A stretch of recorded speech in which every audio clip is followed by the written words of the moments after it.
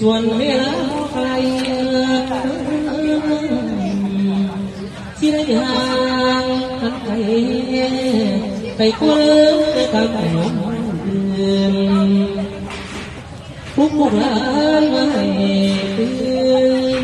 หัวลำลาลงจากหาดเที่ยงส่อง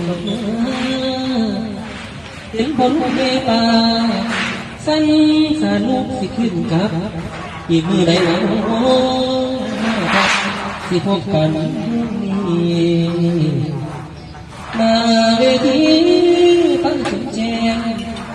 เบื้องบทบาทการแสดงหัวลำเรื่องโมสว่างเมื่อเสียดายมาเสียไปคนทางทางบ้านคุณทางเจอบ่หัวใจแสนปลาปื้มเป็นน้ำแก่เป็นแรงหนุนซึ่งน้ำใจบ่ไหลคุณไอ้เพื่อนโอ้พระคุณงาม